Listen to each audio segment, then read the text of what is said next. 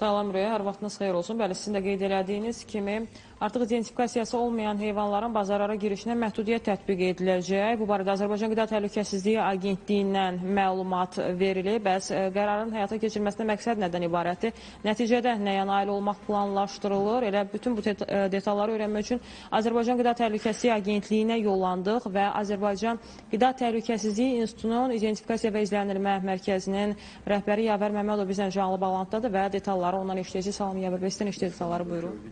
Demək ki, heyvan bazarları heyvanların sıx toplandığı və yoluxucu xəstəliklərin yayılması üçün yüksək riskli ərazilər hesab olunur.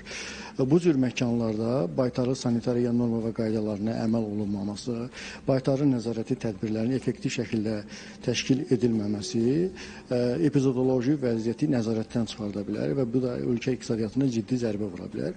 Bu baxımdan həmin ərazilərdə, yəni heyvan satışı bazarlarında baytarı nəzarəti tədbirlərinin gücləndirilməsi mühüm əhəmiyyət daşıyır.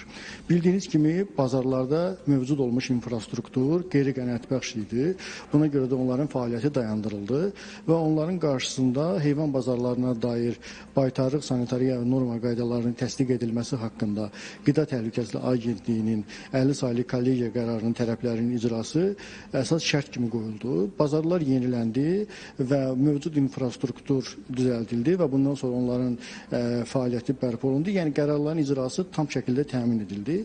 Hazırda mövcud və yenilənmiş infrastruktur baytarlıq nəzarəti tədbirlərinin, yəni bazarların girişində baytarlıq nəzarəti tədbirlərinin tam şəkildə təşkil edilməsi üçün əlverişli bir şərait yaradıb.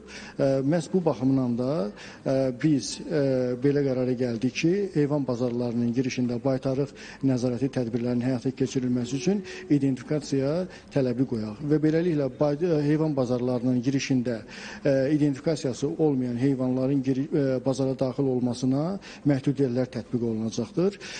Buradan da üzümü mən heyvan mülkiyyətçilərinə, sahibkarlara və heyvan satışı bazarının iştirakçılarına olaraq deyirəm ki, müvafiq tədbirlər görsünlər və əmin olsunlar ki, bazara gətirdikləri heyvanlar identikləşdirilib.